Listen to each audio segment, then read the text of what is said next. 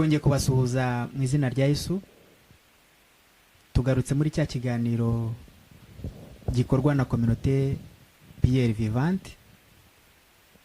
Mushobora kudusanga kuri Facebook mukandikaho communauté Pierre Vivante, mukajya kuri Instagram mukandikaho communauté Pierre Vivante. Aho hose naho mushobora kutubona nkuko mutubona no kuri YouTube. Tugiye rero gutangirana n'umukozi w'Imana twatumiye uyu munsi kugira ngo turusheho gufatanya ikiganiro cy'uyu munsi kuko Imana yamuteguye. Imana ibahe umugisha. Nous revenons dans notre émission qui est organisée par Communauté Pierre Vivante. Vous pouvez nous suivre sur Facebook, vous mettez Communauté Pierre Vivante. Vous pouvez aller sur Instagram aussi, vous mettez Communauté Pierre Vivante. Comme vous nous suivez aussi sur YouTube, en mettant toujours Communauté Pierre Vivante. Nous allons donner la bienvenue à notre serviteur Jadot.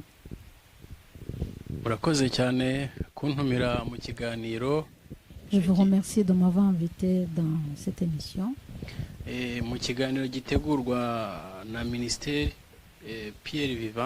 Cette émission est organisée par Communauté Pierre Vivante. J'ai le plaisir de recevoir votre invitation. Et je remercie Dieu qui vous a mis à cœur de m'avoir invité. Parce qu'il y a quelque chose qui peut exister sans que Dieu n'est pas au courant. Je vous remercie beaucoup. Que Dieu vous bénisse. Reka turebe ku ijambo ry'Imana ritwigisha guhitamo iby'Imana. Nous allons voir sur la parole de Dieu qui va nous enseigner comment choisir des choses de Dieu. Umuntu wahisemo kubana na Kristo, quelqu'un qui a choisi de vivre avec Jésus, uwo muntu aba yatoranijwe. C'est-à-dire que cette personne est déjà choisie. Mu ijambo ry'Imana ritubwira ko twebwe abakristo turi abasirikare ba Kristo. La parole de Dieu nous dit que nous, en tant que chrétiens, nous sommes les armées de Christ, ou les militaires. La raison pour laquelle nous devons choisir là où nous pouvons nous retrouver, c'est-à-dire que là où nous sommes ici dans ce monde, nous sommes ici en tant que militaires de Jésus-Christ ou bien les soldats de Jésus-Christ. Ce qui veut dire que comme on est les soldats, on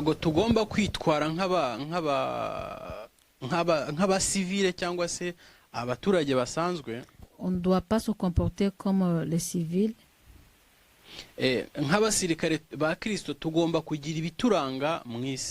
En tant que des soldats de Jésus, on doit avoir les choses qui nous caractérisent dans ce monde. On va comparer ce monde comme un pays.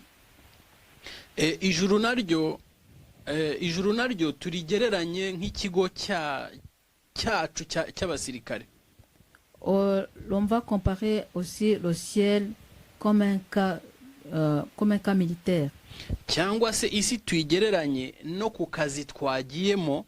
Ou bien on compare ce monde comme notre endroit là où nous travaillons.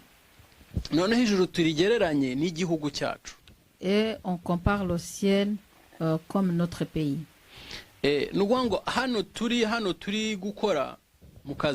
C'est-à-dire que là où nous sommes en train de travailler, on doit avoir ce qui nous caractérise.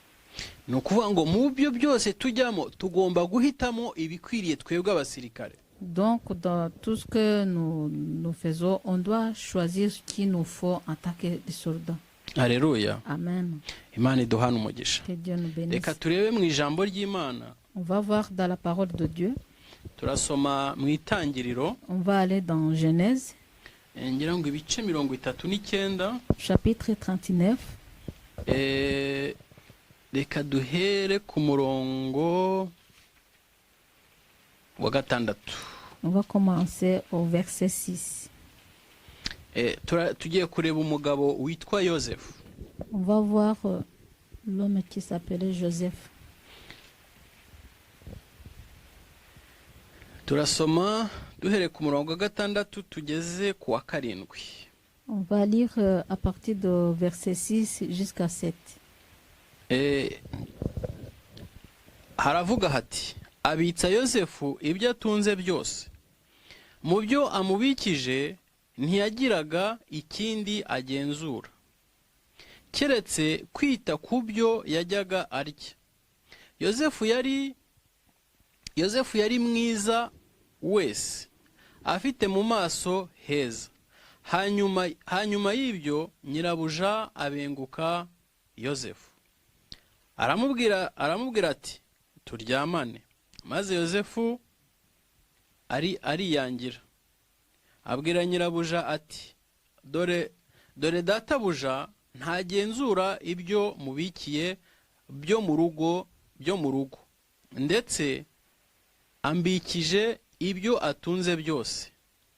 Muri uru rugo ntawurundutamo, kandi ntacyo yasize ngo akinyime keretse wowe, kuko uri umugore we.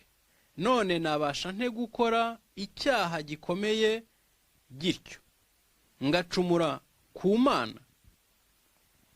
Murakoze cyane. Usoma mu gifaransa urageza ku gice cya 9. Murakoze.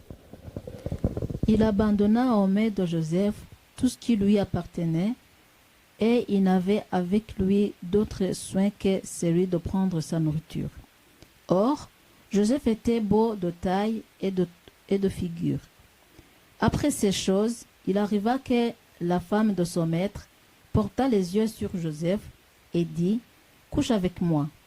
Il refusa et dit à la femme de son maître « Voici, mon maître ne prend avec moi connaissance de rien dans la maison, et il a remis entre mes mains tout ce qui lui appartenait, tout ce qui lui appartient.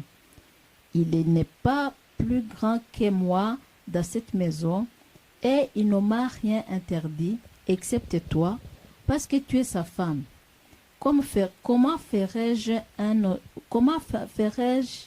aussi un grand mal, et pécherais-je contre Dieu? Hano birumvikana Yosefu mu itangira rye kugira ngo agere kwa Potifari yahageze agurishijwe. Ici, vous vous rappelez que Joseph, pour qu'il puisse arriver chez Potiphar, on l'a vendu. Bamaze kumugurisha, lorsqu'on l'a vendu, ukuboko kw'Imana kwabaga kuri Yosefu. La main de Dieu était toujours sur Joseph. Ngo icyo yakoragaho cyose cyagendaga neza. Tout ce que Joseph touchait, l'affaire marchait. Ibyo yakoraga byose byabaga byiza. Tout ce que Joseph faisait, c'était bon. Nukuvuga ngo ni umugabo wungukiraga Potifari. Donc c'est un homme qui donnait beaucoup d'intérêt à Potiphar. Bamuzamura mu ntera. On l'a valorisé, donc on lui a donné la promotion. Atera imbere. Il a avancé. Ariko yanze kwibagirwa yuko agomba guhitamo ibikwiriye cyangwa se ibimukwiriye. Mais il n'a pas oublié de choisir ce qui lui faut pour lui, ce qui est utile pour lui. Nukuvuga ngo yarazamurwa mu ntera. C'est-à-dire, on lui a donné la promotion. Arakomera. Il est devenu un grand homme. Bamubitsa ibyo mu rugo byose. On lui a confié toutes choses de la maison. Ngo aravuga ngo hasigaye umugore wenyine niwe batamubikije. Donc ici, il dit que dans tout ce qu'on lui a confié, donc il n'y a que la femme de Potiphar qui est restée sans qu'on lui confie à Joseph. aravuga ngo abwira nyirabuja, yari nyirabuja. Donc elle a dit à la femme de Potiphar. Aramubwira ngo muri uru rugo ngo nta urundutamo. Donc il a dit que dans cette maison il y a pas plus grand que moi. Aravuga ngo byose ndabyemererwa. Tout est m'est accordé. Ngo ariko uretse wowe koko uri umugore wa patro wanjye. Sauf toi parce que tu es la femme de mon patron. Nukuvuga ngo twebwe abakristo, c'est-à-dire que nous en tant que chrétiens, tuguye kugera ahantu mu kazi, on doit arriver dans l'endroit au travail, cyangwa se tukagera mu bihugu bitandukanye, ou bien aller dans les différents pays. Nukuvuga ngo guhitamo, ushobora guhitamo mu buryo bwinshi. Donc quand tu arrives là, tu peux choisir de plusieurs façons. Nk'ubu twageze muri bihugu by'i Burayi. Donc maintenant nous sommes arrivés ici dans les pays européens. Dusanga bafite amategeko twebwe tudafite iwacu. On a vu qu'ils ont leurs lois que nous n'avons pas dans nos pays. Ayo mategeko turayumva. Ces lois-là, on les écoute. Ariko ntabwo tuyakurikiza. Mais on les respecte pas tous. Ntabwo tuyakurikiza. On les respecte pas. Icyo nshaka gusona impamvu tutayakurikiza ni gute? La raison pour laquelle on les met pas en pratique toutes. Ntago bazakubwira ngo umugabo n'umugore barareshya nawe ngo uhite ubireshyeshya. On va pas te dire que l'homme et la femme sont à la même égalité et toi tu vas dire oui. Kubera ko twebwe duhitamo nk'abantu b'Imana. Parce que nous on choisit en tant que les hommes de Dieu. Duhitamo dushingiye ku ijambo ry'Imana. On choisit selon la parole de Dieu. Twe dukurikiza ijambo ry'Imana. Nous on suit la parole de Dieu. Niyo mpamvu tugomba guhitamo. C'est pourquoi on doit choisir. Murebe impamvu ibintu byose bigenda bitugora. La raison pour laquelle il y a des choses qui nous compliquent. Kubera ko tutabasha guhitamo ibidukwiye. Parce que nous n'arrivons pas à choisir ce qui est utile pour nous. Biratugora. Ça nous complique. Dushaka gukurikiza nk'ina dukurikiza amategeko uko abandi babigenza. Ici on suit les règlements comme les autres. Alors que twebwe turi abakristo. Alors que nous on est les chrétiens. Niba hano dusanze batubaha. Si on arrive ici on voit que eux ne respectent pas. Twebwe tugomba kubaha. Nous on doit respecter. Ntabwo tugomba kwitwara nkabo. On doit se comporter comme eux. Haleluya. Amen. Urakoze cyane. Tugeze mu gihugu kirimo amategeko ariko atandukanye nayo twagenderagaho. Ni gute nk'umukristo wowe ubyumva kugira ngo n'undi muntu ubibona nk'uko ubibona ashobore gufasha mugenzi we muri ubu buryo? Tugeze mu gihugu bavuga bati abagabo n'abagore bagomba kureshya, ariko Imana yo irabitandukanya. Umugabo n'umugore n'imbere y'Imana nabo n'umwe barareshya, ariko ibikorwa biratandukanye. Hari ibyo umugabo ashoboye gukora, hari n'ibyo umugore ashoboye gukora. Nuvuga ngo bakora mu buryo butandukanye, ariko bwose buhuriza hamwe kuzuza inshingano z'umuryango cyangwa se za famiye. Wowe waduha itandukaniro rite ku muntu w'Imana ugeze muri Europe agasanga aya mategeko agomba kuyabamo kandi akagomba kubana n'umuryango we? Umuntu wamugiriye ihe nama uko yakitwara muri famiye, yubahiriza amategeko, yubahiriza n'umuryango we? Nicyo ngicyo nashaka kugira ngo nkubaze uko watugiraho inama. Imana igumugisha.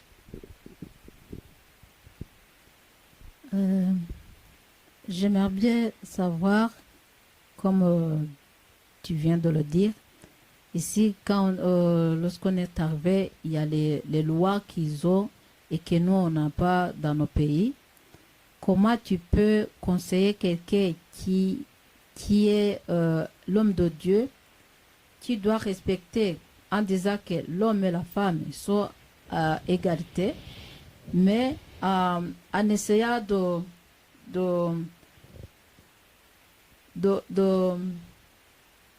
bien se comporter envers Dieu et envers ce pays? Comment tu peux lui conseiller pour qu'ils arrivent à s'accomplir entre lui et sa famille. murakoze cyane kumbaza ikibazo. Merci beaucoup de m'avoir posé cette question. Ikibazo ndagisubiza mu buryo bubiri. La question là, je vais la répondre dans deux façons. Reka mbasobanurire ikintu kimwe. Je vais vous expliquer une chose. Imana irema umugabo. Lorsque Dieu a créé l'homme, Imana irema umufasha w'umugabo. lorsque Dieu a créé la femme, buri umwe wese yamuhaye ibyo amategeko agomba kugenderaho.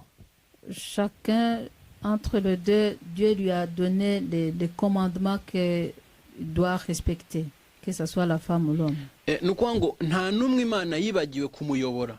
C'est-à-dire que Dieu n'a oublié personne pour qu'il puisse le conduire. Kandi ko mvuze gutyo ngo turi mu mategeko yo mu bihugu twagiyemo cyangwa se turimo. Même quand je dis qu'on est dans les lois dans des pays qui nous ont accueillis, ndavuga neza ko birahari ariko ntawe babihatira. En fait, j'aimerais bien préciser que oui, il y a les lois comme ça, mais on ne force pas à personne. Iyo umuntu asezerana, quand quelqu'un prête un serment, iyo umuntu asezerana n'umugore we, quand quelqu'un s'engage, quand la femme et l'homme s'engagent de vivre ensemble, ayo mategeko barayavuga, on les lit les lois. Ariko twebwe nubwo tuyumva bayavuga, même quand on entend parler ces lois, twebwe tugomba gukurikiza amategeko y'Imana kandi ari nayo atuyobora twebwe. Nous, on doit suivre le commandement de Dieu et c'est ça qui nous guide. Niyo mpamvu umutwe w'ijambo uvuga guhitamo. C'est pourquoi le thème de la parole dit choisir comme chrétien. Tugomba guhitamo. On doit choisir. Ntabwo uko bihari byose tugomba kubyirundaho. C'est pas parce que tout ce qui est là on doit tout ramasser. Hari ibibazo byinshi cyane bigenda biboneka mu ngo zitandukanye. Il y a beaucoup de problèmes qui surviennent dans les différents foyers. Kubera kuba abakristo batazi guhitamo. Parce que il y a des chrétiens qui ne savent pas choisir. Iba mwari muzi ikintu gikomeye cyane inaha. Si vous saviez quelque chose qui est difficile ici. Ndashaka kubwira ngo abagabo barababaye. J'aimerais vous dire que les hommes sont vraiment tristes. Barababaye. Ils sont tristes. Kubera iki? Pourquoi? Abafasha babo barahageze bananirwa guhitamo. Parce que leurs épouses sont arrivées dans le foyer et n'ont pas pu savoir choisir. Harimo n'abagore nabo bababaye. Et il y a aussi les femmes qui sont vraiment tristes. Abagabo barahageze bananirwa guhitamo. Parce que leurs époux aussi sont arrivés et n'ont pas pu bien choisir. Kandi abo bose bitwa abakristo. Et tous ces gens-là, on les appelle les chrétiens. Abo bose turagendana. Tous ces gens-là, on marche avec eux. Birababaje cyane. C'est triste. Hein? Kutamenya guhitamo. De ne pas savoir choisir. Kutamenya icyo uri cyo. De ne pas savoir qui tu es. Ukivanga n'abandi. Et tu te mélanges avec les autres. Reka mbabwire kugira ngo ubashe guhitamo. Laisse-moi vous dire pour que vous puissiez bien savoir choisir. Dore umuyobozi w'umuntu n'uyu nguyu. Voici le guide de la personne. Iyi Bibiliya. C'est la Bible. Iyi Bibiliya. C'est cette Bible. Bibiliya narisomye ndayirangiza. Moi je lis toute la Bible. Bibiliya ibwira umugore ukwe. La Bible dit la femme ce qui la concerne. Bibiliya ibwira umugabo ukwe. Et la Bible parle à l'homme ce qui la concerne. Ariko ndashaka kubasaba bene data. Mais je voudrais vous demander, bien-aimés, mwige guhitamo. Il faut vraiment savoir choisir. Sinzi niba ikibazo cyanyu nkishubije. Je ne sais pas si je vous ai bien répondu votre question. Murakoze. Urakoze cyane. Ndabyumvishe kandi n'abandi barabyumvishe, ariko nagira ngo nongere nkubaze ikindi kibazo. Umugabo ugeze muri izo circumstances cyangwa se muri ibyo bibazo yahitamo yakitwara ate agezeho amategeko amurigira gukora ibyo amutegeka gukora ibyo adashaka, cyangwa se umugore ugeze muri ibyo bibazo, amategeko amuha uburenganzira bwo gukora ibinyuranye n'ibyo Imana ishaka, cyangwa se umugabo, abo bantu wabagiriye inama, cyane ko tubonye ko harimo abasenga harimo n'abadasenga. Ndagira ngo ugire inama muri izo mpande zombi, abasenga n'abadasenga, ni gute bakitwara kugira ngo bahagarare mu kuri, mu Mana, no muri icyo gihugu no mu miryango yabo. Inama bashobora kugenderaho mu myitwarire yo kugira ngo ibintu bihinduke muri bo, bihinduke no mu buzima bwa buri munsi. Merci de m'avoir répondu à la question. J'ai bien compris et je pense que aussi ceux qui nous écoutent, ils ont bien compris. Mais j'aimerais bien te demander, une femme qui arrive et qu'il y a les lois qui la poussent à faire ce qu'elle ne veut pas faire, ou bien un homme qui rencontre des lois comme ça, qui le pousse à faire ce que lui ne veut pas faire. Quels sont les conseils que tu peux donner à ces deux femmes ou à ces hommes pour qu'ils puissent bien se comporter en restant honnêtes envers Dieu, envers la société et envers aux autres dans le pays où ils vivent et même devant Dieu? urakoze cyane kumbaza ikibazo kindi. Merci de m'avoir posé notre question. Umuntu w'umukristo uvuye mu gihugu se kindi cyo muri Afurika cyangwa mu bihugu bitandukanye akabaje aha ngaha, Quelqu'un qui est chrétien qui vient de tel pays, que ce soit Afrique ou bien un autre continent, et qu'il arrive ici, dore inama ngiye kumugira ni iyihe. voici le conseil que je vais lui donner. Ijambo ry'Imana riratubwira, La ntituhasoma, parole de Dieu nous dit, riratubwira ngo, ribwira umugore ngo ugandukire umugabo wawe muri byose. la parole de Dieu dit à la femme d'honorer son mari dans tout. Noneho rikongera rikabwira umugabo Et la parole de Dieu dit à l'homme aussi ngo ukunde umugore wawe. d'aimer sa femme. Ni ukuvuga ngo kuganduka ni uguca bugufi, ni ukubaha. C'est-à-dire, honorer, c'est vraiment être humble et respecter aussi. Gukunda umugore wawe. Aimer sa femme. Mwibuke mu isezerano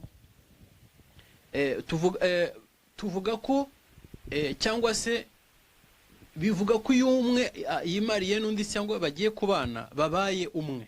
Rappelez-vous que dans l'alliance, ça veut dire que l'homme et la femme deviennent un. Ni ukuvuga ngo iyo ukunda umugore wawe nawe uba wikunda. C'est-à-dire que quand tu aimes ta femme, c'est-à-dire que toi aussi tu t'aimes toi-même. Kandi ugomba kuba umutwe w'urugo rwawe. Et tu dois être la tête de ton foyer. Kandi ukaba umutwe w'umugore wawe. Et tu dois être la tête de ta femme. Ntiwibagirwe ko nawe Kristo ari we mutwe wawe. Et tu n'oublies pas aussi que Christ est aussi ta tête. Ijambo ry'Imana iyo twese turishize mu ngiro, quand nous mettons en pratique la parole de Dieu, twese tubana amahoro. Nous vivons tous ensemble en paix. Ikindi nshaka kongeraho ni ikihe? L'autre chose que j'aimerais ajouter, iyo ni inama y'umukristo. Ça c'est le conseil pour les chrétiens. Ni inama y'umuntu uri mu Mana. C'est le conseil de quelqu'un qui vit en Jésus-Christ. Inama y'umuntu wundi utaramenya Imana. L'autre conseil de quelqu'un qui n'est pas encore reçu le salut de Jésus. Buri gihugu kigira umuco. Chaque pays a sa coutume ou culture. Ariko uwo muco imico yajyaga mu bihugu byose kera. Mais les cultures qui allaient partout dans ces pays, dans les pays à l'époque. Umuco w'igihugu waturukaga ku ijambo ry'Imana n'ubundi. La culture d'un pays venait toujours de la parole de Dieu. Umuco w'igihugu cyawe ukurikije. Quand tu suis la culture de ton pays, naho habamo guhitamo là aussi il y a le choix. ukamenya umuco w'igihugu cyawe ukamenya n'undi muco wivanzemo. Tu connais à ce moment-là la culture de ton pays et l'autre culture qui est venue se mélanger là-dedans. N'undi muntu utari umukristo cyangwa udakurikiye Imana bimusaba guhitamo. Même quelqu'un d'autre qui n'est pas chrétien ou bien qui ne connaît pas Dieu, lui aussi ça lui demande de choisir. Ndibaza ku ikibazo hari n'abangishubije neza. Je pense que j'ai bien répondu à votre question. Numvishe neza, Imana iguhe.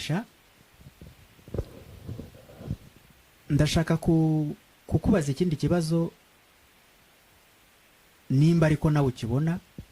Ese ubona abantu iyo bavuye mu bindi bihugu bavayo basenga bubaha Imana, ariko bagera muri bihugu bakibagirwa Imana? Niki ubona ari iki gituma abantu bibagirwa Imana? Ni ibyiza bihari, ni ibishuko bihari, ni amafaranga? Niki gituma abantu mu by'ukuri batakaza ubumuntu, umugabo akanga umugore, umugore akanga umugabo, ni amafaranga n'Imana ye bakayireka? Ese niki gituma abantu bareka Imana kandi aho bari barasengaga, barubahaga Imana, barakoreraga Imana, bari umwe, ariko bagera hano bagatandukana nta mpamvu, bakamarana imyaka 2 umwaka umwe bagatandukana nta mpamvu, kandi bari bamanye imyaka 20 cyangwa 10 n'ingahe? Niki ubona ari iki kibitera kugira ngo ibyo bintu bibeho kandi noneho bize no mu bakristo? Imana iguhe. Merci pour la réponse de la question, j'ai bien compris, mais j'ai une autre question à te poser. Si toi aussi tu vois les choses comme je le vois. Les gens quittent leur pays, ils viennent ici, et dans leur pays, ils priaient, ils croyaient en Dieu, ils mettaient tout en pratique, mais quand ils arrivent ici, ils commencent à abandonner leur croyance. Ils ne croient plus en Dieu. L'homme commence à détester sa femme, et la femme commence à détester son mari. Qu'est-ce qui les pousse vraiment à faire ces choses pareilles? Même ici, quand ils arrivent, ils abandonnent de prier Dieu. Ils laissent. Qu'est-ce qui les pousse à ne plus continuer à croire en Dieu, à continuer à être pratiquants?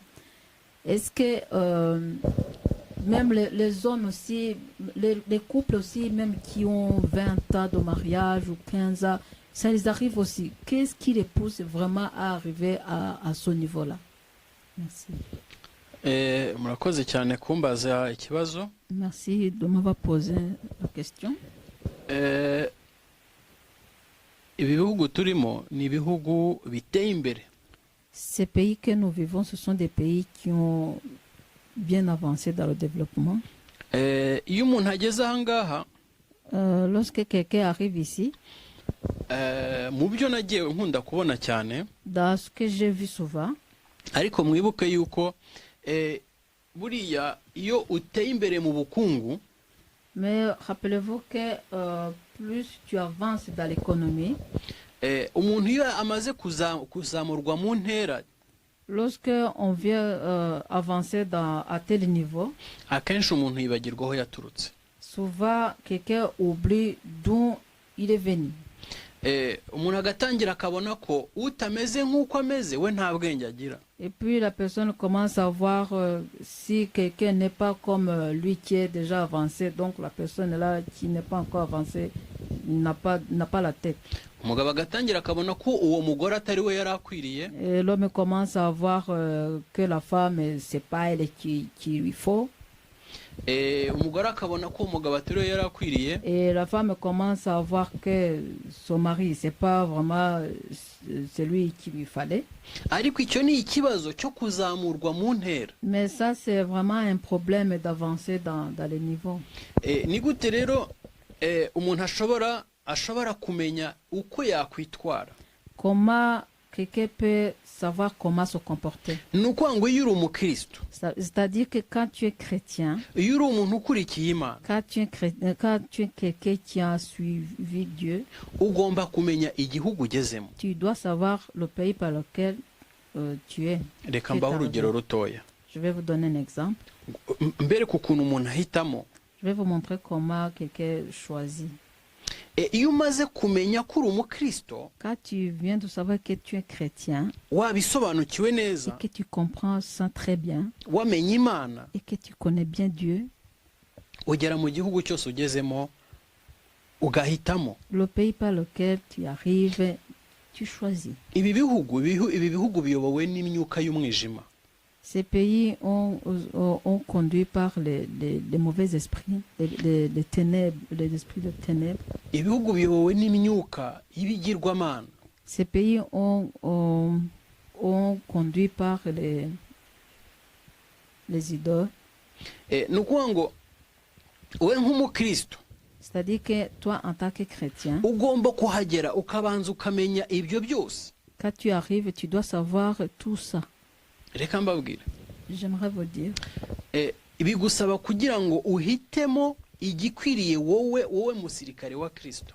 ça veut dire que ça te demande toi-même de choisir ce qui est mieux pour toi en tant que soldat de Jésus-Christ. Reka nsubizeho nongereho mbaho urugero rutoya. Je vais vous donner un petit exemple. Niba uzi ko uri umukristo, Si tu sais que tu es chrétien, reka mbaho urugero rutoya. Njyewe umugore wanjye aranzi, je vais vous donner un exemple. Moi, ma femme me connaît. nanjye ndamuzi. Moi aussi, je la connais. Muri surprise ntegurira cyangwa se mutegurira, Dans les surprises que je lui fais ou bien qu'elle me fait, muza ntegurira zose dans tout ce qu'elle me prépare comme surprise, kubera ko anzi, parce qu'elle me connaît, azi amahitamo yanjye. elle connaît mes choix. Ntabwo ndasanga yanteguriye bouteille de champagne. Je n'ai jamais vu préparer une bouteille de champagne pour moi. Kubera ko azi ko njyewe nahisemo Parce qu'elle sait que moi j'ai déjà choisi kandi aranzi. et elle me connaît. Ni ukuvuga ngo kugira ngo ubashe guhitamo Ça veut dire que pour que tu puisses choisir, ni uko ubanza kumenya icyo uri cyo, c'est que tu dois savoir ce que tu es ukabanza ukamenya uwo ukurikiye, et tu connais celui que tu suis ubundi ukamenya guhitamo. et puis tu connais comment choisir. Nanjye mu byo mutegurira, Moi aussi, ce que je prépare pour lui, kubera ko muzi comme je la connais koko nzi uko yahisemo, et que je sais comment il a choisi, nanjye sinshobora kumutegura bouteille de champagne moi aussi je ne peux pas préparer la bouteille de champagne pour kubera ko elle, nzi ko ntacyo yamumarira, parce que je sais qu'elle ne servira à rien à elle. cyangwa se nzi ko bishobora kudutera gushwana Ou bien ça peut nous mettre les conflits entre nous deux, kubera ko nzi uko yahisemo. parce que je sais comment elle a choisi. Niba ntibeshya ngira ngo nabashubije ikibazo wari ufite mukozi Si je ne me w'Imana. trompe pas, je pense que j'ai bien répondu à ta question. urakoze cyane wabisubije ibibazo nakubajije. Nimba nanjye numvishe neza, ni ukuvuga ngo abantu bagera hano bagasubizwa inyuma no guhitamo kubi kwabo. Nibyo koko byashoboka ko umuntu ashobora kuza agahitamo ibidakwiye. Iyo ntekereje nkurikije ibisubizo wamaye, biravuga ngo abantu bibagirwa iyo bavuye cyangwa se bibagirwa ibyo ubuzima bari barimo bugatuma basubiranamo. Ndagira ngo nongere nkubaze ikindi kibazo kirangiza mu byo nari nteguye kukubaza. Ni gute wowe washoboye kubihagararamo? Ni gute wowe uyu munsi ubibona nk'umuntu nawe uri muri bya bihugu ariko ukaba utitwara nk'abo bene b'igihugu? Ni gute uyu munsi wagira inama abo bantu bari inyuma yawe cyangwa se bari imbere yawe kugira ngo nabo bashobore guhagarara mu rugero rwiza urwo nawe wahisemo? Ndagira ngo bagire inama y'uko bakitwara, uko basenga, uko bashobora kubana n'abafasha babo cyangwa se abagabo babo cyangwa abagore babo babubashye nk'uko nawe ugerageza kubaha urugo rwawe, kugira ngo nabo bagire inama muri iyo kote. Si j'ai bien compris, je comprends que donc, quand quelqu'un arrive ici, le fait qu'il change sa manière de vivre, c'est qu'il oublie d'où il est venu. Et j'ai une autre question à te poser. Comment toi, tu as pu résister à cette vague, si je peux l'appeler comme ça? Quels sont les conseils que tu peux donner aux les gens qui sont devant toi ou bien qui sont derrière toi pour qu'ils puissent aussi être dans un bon endroit? Donc, comme toi aussi, tu as résisté à toutes ces choses. urakoze cyane. Merci. Reka ikibazo ngisubize muri iri jambo. Je vais répondre à cette question dans... turareba ijambo mu gitabo cy'umuhanuzi Daniel. On va aller dans le livre de Daniel. Turahareba ngira ngo umurongo umwe gusa. On va juste voir un verset. Daniel igice cya mbere umurongo wa 8. Daniel chapitre 1 verset 8. Haravuga hati, maze Daniel agambirira mu mutima we kutiyandurisha ibyo kurya by'umwami cyangwa vino yanywaga. Aricyo cyatumye yinginga uwo mutware w'inkone kugira ngo atiyanduza.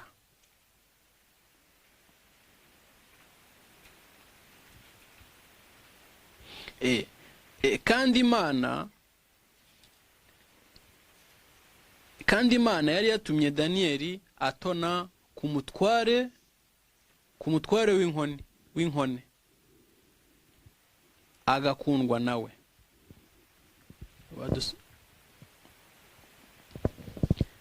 Igice cya umurongo wa 8 kugera ku wa 9.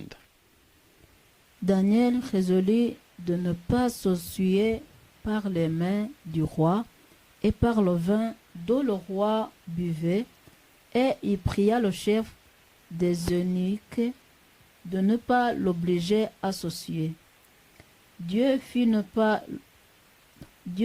trouver à Daniel faveur et grâce devant le chef des eunuques.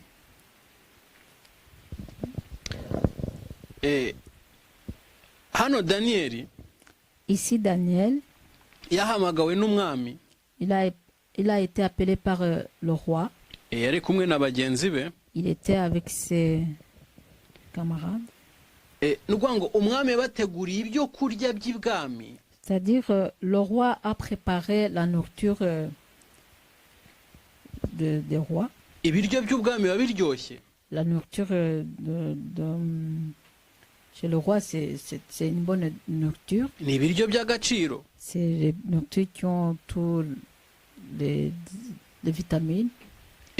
Ariko we kubera yarazi ko ibyo biryo bitari byiza kuri we. Mais comme Daniel savait que ces nourritures-là n'étaient pas bonnes pour lui, we yagambiriye mu mutima we kutabyiyandurisha. Lui, il a juré qu'il ne va pas se salir avec ses nourritures. Yarazi ko biri bumwanduze nabirya. Il savait qu'il allait être sali par ses nourritures. Ahitamo. Il a choisi. Iyo mukomeje gusoma imirongo ikurikiye. Et quand vous continuez à lire les versets suivants, musanga mu kigwi cya vino yarahisemo amazi. Vous voyez que au lieu de boire du vin, il a choisi de boire de l'eau. Mu kigwi cy'ibyo biryo byiza yahisemo ibishyimbo. Au lieu de manger les bonnes nourritures là, il a choisi de manger des haricots. Nuko ngo kubageze ibwami ntibyahinduye identité yiwe. Donc ça veut dire que le fait qu'il est arrivé chez le roi, ça n'a pas changé son identité. Natwe bidusaba kugera ibwami ntiduhindure identité zacu. Nous aussi ça nous demande d'arriver dans le royaume là et on doit pas, dès qu'on arrive, on doit pas changer notre identité. Ikintu cyantangaje cyane. Moi ce qui m'a étonné, nageze inaha maze gukizwa Lorsque je suis arrivé ici et que je venais de recevoir le salut de Jésus, aribwo maze kumenya inzira y'agakiza, et là où j'ai connu le chemin du salut, nsanga abakristo bafite inzoga bahisemo zo kunywa. donc j'ai remarqué qu'il y a les chrétiens qui ont choisi déjà les bières qu'ils doivent boire. Ni ukuvuga ngo dukwiye guhitamo niba dusanze hano banywa za inzoga avec sans alcool. Donc ça veut dire qu'on doit choisir, si on arrive ici et qu'on voit qu'il y a des gens qui boivent les vins sans alcool. Reka mbabwire ikintu kimwe, J'aimerais vous dire une chose. uko twebwe tugenda turi abakristo, La manière que nous marchons en tant que chrétiens, uburiganya bwa satani ntibuhagarara. les magnétés de Satan ne s'arrêtent pas. Ni ukuvuga ngo niba azi ko tutanywa inzoga, C'est-à-dire que comme Satan sait que nous ne buvons pas de la bière, adukorera ikindi gisa nazo il fabrique autre chose qui ressemble à ces bières kugira ngo tugwe muri piège. pour qu'on tombe dans son piège. Nk'umukristo rero ugomba guhitamo. En tant que chrétien, tu dois choisir. Ijambo ry'Imana tubwira ngo La parole de Dieu nous dit, ngo nimwange ibibirunuka, haïssez le mal, haïssez très mal ce qui est mauvais, ngo kandi ngo mwange n'ibisa nabyo. et haïssez tout ce qui ressemble aussi à tous ces mal. Iryo ni ijambo ry'Imana. Ça, c'est la parole de Dieu. Noneho njye nkabona abantu baranywa veza sans alcool. Et moi, donc, je voyais les gens qui buvaient les vins sans alcool. Ni ukuvuga ngo umukristo ntabwo akwiye kubona ibintu byose ngo apfe kuruha mu kanwa. Ça veut dire que tous les chrétiens ne doivent pas voir tout et commencer tout à mettre dans la bouche. Non. Ugomba kubanza kumenya ijambo ry'Imana rivuga iki kuri ibi ngiye gushyira mu kanwa. Tu dois savoir qu'est-ce que dit la parole de Dieu sur la chose là que tu vas mettre dans la bouche. Ndibuka rimwe nabwiye Imana, avuga se Imana. Un jour, j'ai dit à Dieu, j'ai dit, Seigneur, iyi vin sans alcool, est-ce que sauver sans alcool, iremewe ku bantu b'Imana kuyinywa? est-ce que c'est permis que les enfants de Dieu ou les serviteurs de Dieu puissent boire ça? Ijwi ryayo ry'Imana ryarambwiye, La voix de Dieu m'a dit, ngo fata ikirahuri, prends un verre, ugisukemwo amata, tu mets du lait, nurangiza uyavanemo, et puis tu enlèves le lait, noneho usukemwo amazi. tu mets de l'eau. Noneho ijwi rirambwira ngo none se ngo muri iki kirahure urabona harimo iki? Alors la voix m'a demandé, est-ce que dans ce verre, qu'est-ce que tu vois dans ce verre? Ijwi rirambwira ngo none se ikiganjemo cyane muri iki kirahure ni iki? Alors la voix m'a dit, qu'est-ce qui est plus dominant dans ce verre? Ndavuga ngo ni amata. Je lui ai dit que c'est du lait. Rero ihita rimbwira ngo vin sans alcool nayo ni vin. Donc à ce moment-là, la voix m'a dit, alors le vin sans alcool, il est toujours le vin. Birantangaza. Et moi, ça m'a étonné. Ko nabonye benshi bazinywa. Parce que j'ai vu beaucoup de chrétiens buvaient ça. Ariko nk'umukristo ushaka kubana n'Imana. Mais un chrétien qui veut vraiment rester en relation avec Dieu, ugomba guhitamo. Tu dois choisir. Aho waba wageze hose, quel que soit l'endroit où tu arrives, amafaranga watunga yose, quel que soit l'argent que tu peux avoir, uko wareshya kose, quel que soit le niveau que tu peux monter, avancer, ubwiza wagira, quelle que soit la beauté que tu peux avoir, icyubahiro wagira, quelle que soit la gloire que tu peux avoir, ugomba guhitamo. tu dois choisir. Ugomba guhitamo ibigukwiye. Tu dois choisir ce qui est bien pour toi. Ibikwiye abandi sibyo bigukwiye. Ce qui est mieux pour les autres, c'est pas ça qui est mieux pour toi. Reka mbereke ingaruka yo kudahitamo. Je vais vous montrer les conséquences de ne pas choisir. Ingaruka zituma abantu bari mu mubabaro mwinshi. Des conséquences qui poussent que les gens vivent dans la tristesse. Abantu bari muri Kristo Yesu, les gens qui sont en Jésus-Christ, ntago bikwiye ko bagira umubabaro. Ils ne doivent pas avoir la tristesse. Bakwiye amahoro. Ils doivent avoir la paix. Kuko umwami wacu atanga amahoro. Parce que notre roi donne la paix. Dore rero ikibazo dufite. Voilà le problème qu'on a. Muri ibi bihe, dans ces temps, amahoro y'Imana cyangwa se kuba mu Mana, rester en relation avec Dieu, ubona ntacyo bibwiye abantu. on remarque qu'il y a des gens que ça lui dit rien. ubona bisa naho ntacyo bimaze. Donc tu remarques qu'il n'y a pas d'importance. Kubera iki? Pourquoi? Kubera ababirimo batazi guhitamo. Parce que les gens qui sont là-dedans, ils ne savent pas choisir. Bakajya muri Kristo bagakomeza bagasa na babandi bari bo mbere. Ils vont en Christ, ils continuent à ressembler aux gens qu'ils ont laissés qui n'ont pas, qui ne sont pas en Christ. Abasigaye inyuma bakabona ko ntacyo bimaze. Et alors les gens qui ne sont pas en Christ, quand ils voient tout ça, ils voient qu'il n'y a pas d'importance.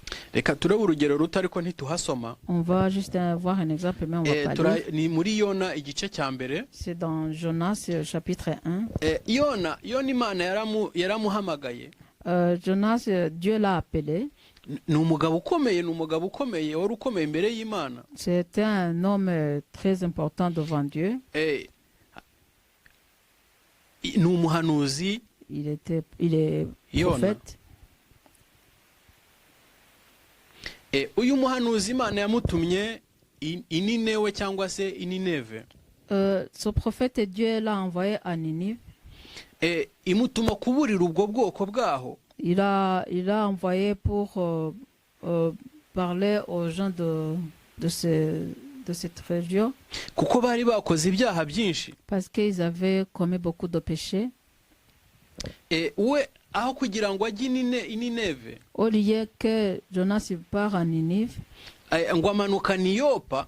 il est parti à Yopa. Ngo abona ngo inkugi igiye itarushisha. Et puis il a remarqué une arche qui va à Tarshish. Yinjiriramo. Lui, il est entré là-dedans. Ajya murumva ubwoko bw'Imana ntibukiburiwe. Donc il n'a pas pu aller prêcher la bonne parole les gens de Ninive.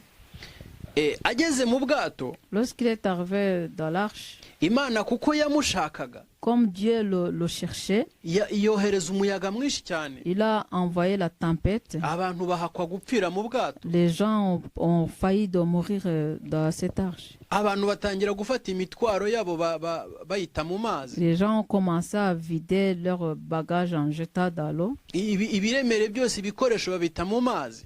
Tout ce qui était lourd, les jeter dans l'eau. Iyo ni ingaruka y'umuntu wahisemo nabi. Ça c'est les conséquences de quelqu'un qui a mal choisi. Urumva umuntu wahisemo nabi muri société ukuntu ahombya abandi. Donc tu vois quelqu'un qui a mal choisi, il met en perte les gens donc dans la société. Nuko ngo nta mugisha bakuboneraho abantu. C'est-à-dire que les gens ne sont pas bénis à travers toi.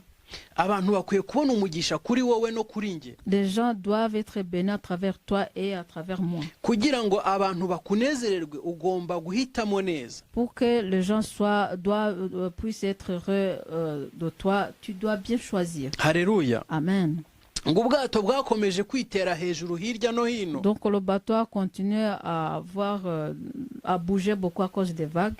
Baramubaza ngo wowe uri muntu ki. Et puis on lui a demandé qui es-tu. Niho yakomeje yisobanura avuga ngo ni umuntu w'Imana, ni umuheburayo, akomeza yisobanura gutyo. Lui il a continué à s'exprimer en disant oui, je suis l'homme de Dieu, je suis hébreu. Ni gute rero iyo tutahisemo neza muri couple zacu se cyangwa mu kubaka ingo zacu. C'est comme ça qu'on n'a pas bien choisi dans notre couple ou bien en construisant notre foyer. Ni gutyo tubabaza abagore bacu kubera kudahitamo neza. C'est comme ça que nous faisons du mal à nos femmes parce qu'on n'a pas bien choisi. Ni gutyo tubabaza abagabo bacu kubera kudahitamo neza. C'est comme ça qu'on fait du mal à nos époux parce qu'on n'a pas bien choisi. Reka mbabwire. Laisse-moi vous dire. Igihe cyose guhitamo kwawe. Chaque fois que ton choix kutari kwiza n'est pas bon, niba uri umuntu ukurikiye Imana, si tu es quelqu'un qui suit Dieu, menya ibigukwiye. Il faut savoir ce qui est beau pour toi. Imana iguha imbaraga muri wowe. Que Dieu te donne la force en toi.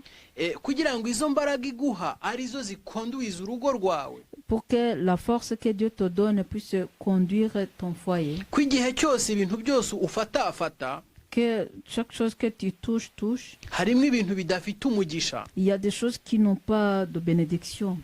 harimo ibintu biza kukwaka imbaraga Il y z'Imana. a des choses qui viennent pour t'enlever la force de Dieu. Icyo gihe rero harimo ibiza noneho gusenya urugo À rwawe. ce moment-là, il y a des choses qui viennent juste pour détruire ton foyer. Iyo utahisemo neza, Quand tu n'as pas bien choisi, hariho ibiza kukwaka inshuti. il y a ce qui viennent pour t'enlever les amis. Ugasanga umuntu asigaye wenyine nta nshuti agira. Et là, tu te retrouves seul sans avoir les amis.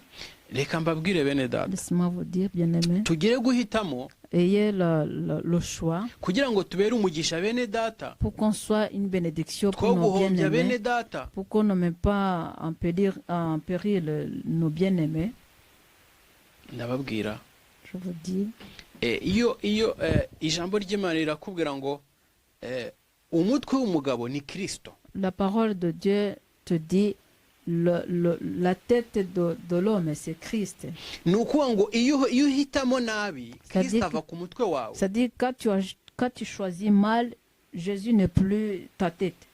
Iyo uhitamo neza ni ukuvuga ngo ubana na Kristo. C'est-à-dire que quand tu choisis bien, tu vis avec Jésus-Christ. Iyo uhitamo neza, Pawulo mu rwandiko rwa Pawulo yaravuze ngo tugomba kugendana na kamere y'Imana. Dans l'épître Paul, il a dit on doit marcher avec le Kamere, comportement de Dieu. comportement de Dieu. Iyo comportement de Dieu niyo tugomba kugendana nayo. Le comportement de Dieu, c'est ça que nous devons marcher avec. Iyo ngiyo itandukanye n'iyo abantu bafite. Ça, c'est différent des comportements que les gens ont. Haleluya. Amen. Imana yacu iradukunda. Notre Dieu nous aime Kubera kudahitamo neza, parce qu'on ne choisit pas bien, kutamenya ibidukwiye le fait de ne pas savoir ce qui est mieux pour nous nk'abasirikare ba en Kristo. tant que soldats de Jésus. Reka ariko mbasobanurire Laisse-moi vous expliquer. impamvu iri jambo ritubwiye guhitamo cyangwa ridusaba Je guhitamo. vais vous expliquer pourquoi cette parole nous dit que nous devons choisir. Impamvu ijambo ritwita abasirikare ba Kristo, La raison pour laquelle cette parole nous appelle d'être les soldats de Jésus. ubundi ijambo umusirikare Normalement, le mot soldat, ni ukuvuga ngo ni umuntu utoranywa mu bandi, c'est quelqu'un qui est choisi parmi les autres. agashyirwa ku ruhande, On le met à côté. akitwa umusirikare, On l'appelle soldat. kandi ntabwo abaye hariya gusa by'izina. Mais il n'est pas là pour juste le nom. Agomba gukora, Il doit travailler. agomba gukorera icyo Il gisirikare doit travailler pour son service. kandi akorera igihugu cye. Et il doit servir son pays. Ni ukuvuga ngo impamvu ratoranyijwe C'est-à-dire que la raison pour laquelle il a été ni choisi, uko igihugu kidafite umutekano. c'est que le pays n'a pas de sécurité.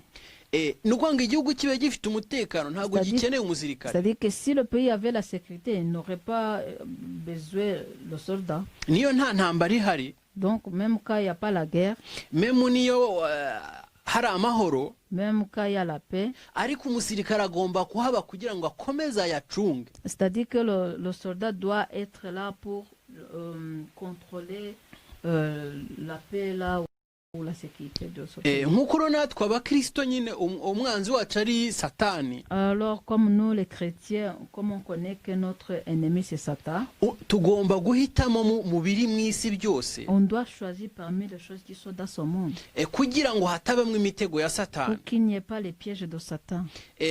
Pawulo yaravuze ngo ubugingo n'umubiri birarindwe.